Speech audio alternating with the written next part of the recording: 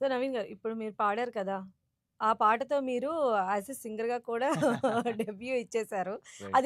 అది ఎలా జరిగిందంటారు? అంటే అది యాక్చువల్‌గా మా మ్యూజిక్ డైరెక్టర్ 'మిక్కీ' అండ్ అవును. లిరిసిస్ట్ 'మిక్కీ జే' 'చంద్రబోస్' గారు ఉన్నారు గదా! అవును. వాళ్ళిద్దరూ ఒక జామింగ్ సెషన్‌లో కూర్చున్నప్పుడు లిరిక్స్ రాసి మేమందరం లిరిక్స్ చదువుతున్నాం అన్నమాట. హ్మ్. సో, అది నేను పాడి వినిపియంగానే మిక్కీ గాని, బోస్ గారు గాని వెంటనే అనింది ఏంటంటే, "నీ వాయిస్‌కి ఇది పర్ఫెక్ట్‌గా సెట్ అవుతుంది పాట. ఓహ్! నువ్వే పాడేస్తే బెటర్" అని చెప్తే నేనింకా ట్రై చేద్దామని రికార్డింగ్ స్టూడియోకెళ్ళి ట్రై చేశాను. హ్మ్. అది వాళ్ళందరికి నచ్చి ఇంక అవును. పెట్టేసారన్నమాట. సో అంటే అది టాప్ లిస్ట్‌లో ఉంది అన్నమాట అవును. ఇప్పుడు క్రెడిట్. థియేటర్స్‌లో మీరు 'భీమవరం పాల్మ' అవును. పాట రియాక్షన్ చూడండి.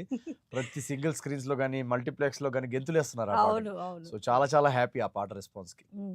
అండ్ మూవీకి సంబంధించి మీరు స్క్రీన్ ప్లే వీటిల్లో హ్మ్. వెళ్తూ ఉన్నప్పుడు హ్మ్. అంటే ఇంప్రూవైజేషన్ అనేది ఎలా ఉంటుంది? అంటే ప్రతి డైలాగ్ కూడా చాలా ఫ్రెష్‌గా ఉంటది. హ్మ్. ఎక్కడా కూడా దాన్ని కాపీ చేసినట్టు కానీ, రైట్. లేదా ఇది అనవసరంగా పెట్టారు అన్నట్టు కానీ ఏం అనిపించదు గదా! రైట్. సో, అది ఎలా ఫస్ట్ సాధ్యమవుతుంది? స్క్రిప్ట్ రాసేసుకుంటామండి మేము. ఆ! స్క్రిప్ట్ రాసుకున్న తర్వాత సెట్‌కెళ్ళిన తర్వాత ఒక సీన్ తీస్తున్నప్పుడు, ఆ సీన్ ఒక టేక్ నేను నార్మల్‌గా చేసేస్తాను. దాని తర్వాత నెక్స్ట్ ఒక వన్ ఫర్ ఫన్ లాగా చేస్తాననమాట. హ్మ్. ఆ వన్ ఫర్ ఫన్ టేక్‌లో ఇంక నేను మాక్సిమం ఇంక ఇప్పుడు నేనేం చేస్తానో నాకే తెలీదు. అప్పుడప్పుడు మా డైరెక్టరు, మా కో రైటర్ చిన్మయి వీళ్ళందరూ తిడుతుంటారనమాట. ఆ!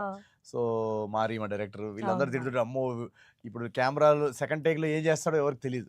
సో, నేను మాక్సిమం ఇంక నేను ఆ సిట్యుయేషన్‌ని బట్టి నేను ఇంప్రూవైజ్ చేస్తుంటా. చాలా సార్లు అసలు యాక్చువల్లీ బెస్ట్ జోక్స్ ఆ ఇంప్రూవైజేషన్ నుంచి కూడా వస్తుంటాయి. సో, నాకు చాలా ఇష్టం అలా హ్మ్. పెర్ఫార్మ్ చేయడం. జాతిరత్నాల్లో గూడా ఫర్ ఎగ్జాంపుల్ మీరు ఇప్పుడు కోర్ట్ సీన్ చూస్తే గనక హ్మ్. అక్కడ నీ హంపి ఆవ్ ఎంత పెద్ద మాట అన్నాడు సార్. అవన్నీ ఏంటంటే నాకు టేక్ చేస్తున్నప్పుడు కూడా నాకు తెలీదు నేను అది చేయబోతున్నానని. ఓహ్! So, okay. టక్‌మని అది అలా వచ్చేస్తాయన్నమాట ఆ! సడెన్‌గా. So, super.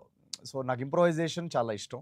And but first ఒక స్క్రిప్ట్ అయితే ఫస్ట్ రాసేసుకుంటాం. హ్మ్. దాని తర్వాత ఇంప్రూవైజేషన్ అనేది సెకండ్ టేక్, థర్డ్ టేక్. హ్మ్. యాహ్! అండ్ ఈరోజు మీరు ఈ స్టేజ్‌లో ఉన్నారు. అంటే నాన్నగారు గూడా రెస్పాండ్ అయ్యారు. హ్మ్. మా అబ్బాయి ఈ స్టేజ్‌లో ఉన్నాడు. ఇంతమంది ఆదరణ పొందుతున్నా అంటే నేను చాలా హ్యాపీగా ఫీల్ అవుతున్నా అని చెప్పారు కదా! రైట్. సో, అది ఎలా అనిపిస్తుంది మీకు? డెఫినెట్‌గా మా పేరెంట్స్‌కి హ్యాపీనెస్ మా పేరెంట్స్ చాలా ప్రౌడ్‌గా ఉన్నారు ఈరోజు. అవును. ఎందుకంటే వాళ్ళు చాలా కష్టాలు చూసారు లైఫ్‌లో. అండ్ నేను స్ట్రగుల్ పీరియడ్‌లో సినిమా హీరో అవుదాం అనేసి ఉద్యోగం మానేసి ఈ బాంబేలో గాని ఇటు ఫస్ట్ ఇటు స్టార్ట్ చేసిన తర్వాత బాంబేలో నేను చాలా ఆర్థికంగా చాలా సఫర్ అయ్యాను.